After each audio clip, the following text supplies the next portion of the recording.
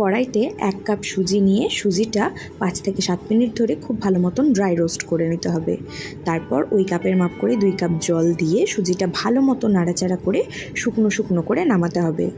আর এই পর্যায়ে সুজির মধ্যে সামান্য একটু নুনও অ্যাড করে দিয়েছি। ঠিক যখন কড়াইয়ের গা ছেড়ে সুজিটা উঠে আসবে সেই সময় একটা অন্য পাত্রে সুজিটা ঢেলে ঠান্ডা করে নিতে হবে। আর ততক্ষণে চিনির শিরাটা বানানোর জন্য 1 কাপ চিনির মধ্যে 2 কাপ জল দিয়ে খুব ভালো মতন 3 থেকে 4 মিনিট ফুটিয়ে নেব। সুন্দর একটা ফ্লেভারের জন্য শিরাতে 2টো এলাচও ফাটিয়ে দিয়েছি। সুজিটা মোটামুটি ঠান্ডা হয়ে এলে 2 চামচ কর্নফ্লাওয়ার আর 2 চামচ ঘি দিয়ে খুব ভালো মতন মেখে নেব। আর নিকুতি বানানোর জন্য এই সুজির থেকে সামান্য একটু আলাদা করে নিয়ে তাতে 2 চামচ গুঁড়ো দুধ আর সামান্য একটু বেকিং সোডা দিয়ে খুব ভালো মতন মেখে নেব। ছোট ছোট করে সমস্ত নিকুতিগুলো গড়িয়ে নিয়েছি।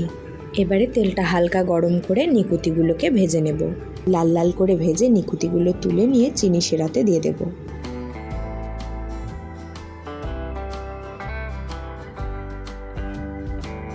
এবারে ওই তেলের মধ্যেই সুজির ডোটা থেকে কিছুটা করে নিয়ে একটা গ্রেটারের উল্টো সাইড দিয়ে ঘষে ঘষে সীতাভোগগুলো তেলের মধ্যে ছেড়ে দেব।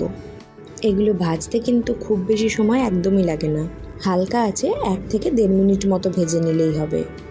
আর সীতাভোগটা তুলে নিয়ে বাকি সমস্তটাই একই রকমভাবে ভেজে নিয়েছি। আওয়াজ শুনে বুঝতে পারছো ঠান্ডা হওয়ার পর সীতাভোগটা কতটা ঝরঝরে আর ক্রিস্পি হয়েছে। তবে সীতাভোগগুলো তেল থেকে তুলে তুলেই কিন্তু সেরাতে দেব না, হালকা একটু ঠান্ডা করে নিয়ে তারপর সীতাভোগগুলো সেরাতে ভিজাবো। আর 10 মিনিট পর চিনি সেরার থেকে ছেঁকে তুলে নেব সীতাভোগটা।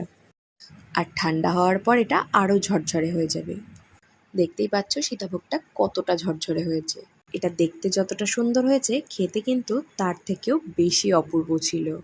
আর সীতাভোগের এই রেসিপিটা শেয়ার করার জন্য আমার এক বন্ধু কৌস্তবশীল উনি আমাকে কমেন্ট করেছিলেন।